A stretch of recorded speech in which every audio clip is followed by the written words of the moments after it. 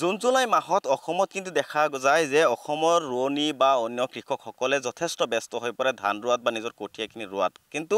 এইবাৰ দেখিবলৈ পোৱা গৈছে বিকল্প ছবি এই মুহূৰ্তত মই উপস্থিত আছোঁ বাক্সা জিলাৰ শালবাৰী মহকুমাৰ অন্তৰ্গত গোবৰ্ধনাত মই কেমেৰা সহযোগীক দেখুৱাবলৈ জনাইছোঁ বৃহত্তৰ যি অঞ্চল আছে অঞ্চলৰ খেতি পথাৰত কিন্তু চিৰাল ফাট মেলিছে মানুহৰ ৰোৱনী পথাৰত কিছুমানে যদিও কিছু 2-1 বিঘাকৈ ধান ৰুইছে তাৰ পিছতো বহু কৃষক আছে যিসকলে এতিয়ালৈকে ধান ৰোৱাৰ কথা চিন্তাই কৰিব পৰা নাই যি গোবৰ্ধনা পথাৰত আছো ইয়াত কেমেৰা সহযোগীয়ে দেখুৱাইছে যে খেতি পথাৰত ধান ৰোৱাৰ পিছত অলৰেডি চিৰাল ফাট মেলিছে আৰু বাকি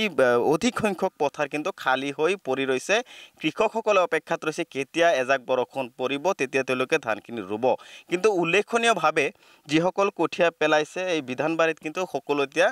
ৰঙা হৈ জ্বলি শেষ হৈবলৈ কিন্তু আৰম্ভ কৰিছে এই যে এক ছবি যায় যে পৰিৱেশ এই পৰিৱেশত কিন্তু কৃষকসকলৰ যথেষ্ট অসুবিধা সৃষ্টি হৈছে কি ক'ব গোবৰ্ধনা পথাৰত হয় গোবৰ্ধনা পথাৰত প্ৰকৃতিৰ যি এই বেলিকা এই বেলিকাত আপোনাৰ এই প্ৰখণ্ড ৰ'দত পথাৰ আজি শুকাই গৈছে বৰষুণ পৰা নাই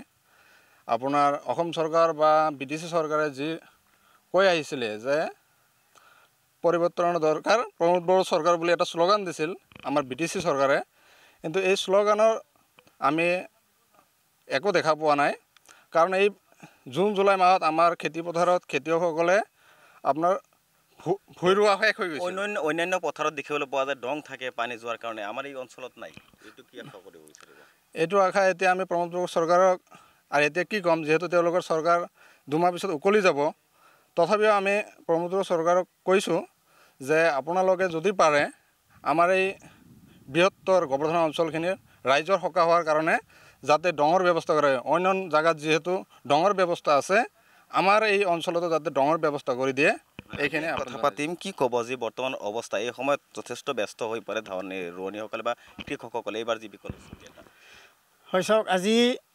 আমাৰ দুখৰ বিষয় যে আমাৰ এই চৰকাৰে বিটিচি চৰকাৰে আৰু অসম চৰকাৰে যি সদনে ফটা ঢোল কোবাই থাকে যে খেতিয়কৰ কাৰণে আমি মানে যিখিনি সা সুবিধা কৰিব লাগে আমি কৰিম যিহেতু আমাৰ অসমত কৃষিজীৱী মানুহ বেছি গতিকে তাৰে মাজত আমাৰ বাক্সাৰ গোবৰ্ধনা বুলি কয় জালা চাৰ্কেল গতিকে আপুনি এটা লক্ষ্য ৰাখিব যে জালা আৰু মচলপুৰ এইবিলাক ট্ৰাইবেল এৰিয়া বেছি গতিকে সেই অঞ্চলত মানে পানীৰ যোগান তেওঁলোকে ধৰি থাকে তেওঁলোকক বিশেষ সুবিধা কৰি দিয়া আছে কিন্তু আমি প্ৰমোদ বড়ো ডাঙৰীয়াক এটা অনুৰোধ জনাম বোলে আপুনি এবাৰ গোবৰ্ধনালৈ আহক মানাস সংযোগী ৰাস্তাৰ ওচৰতে আহি পেলাই এই অঞ্চলৰ কৃষকসকলৰ যি মানে দুৰৱস্থা এই দুৰৱস্থা এবাৰ আপুনি নিজ চকুৰে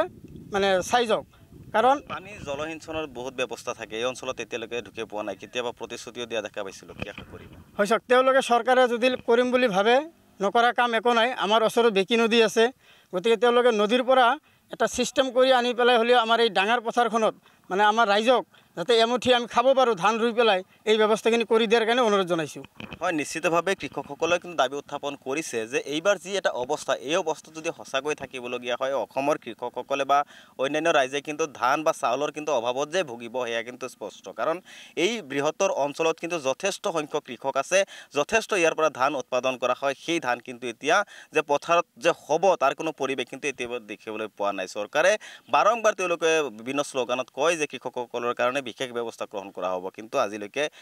সম্পূৰ্ণ যে হৈ উঠিছে এই পৰিস্থিতি কিন্তু দেখিবলৈ পোৱা নাই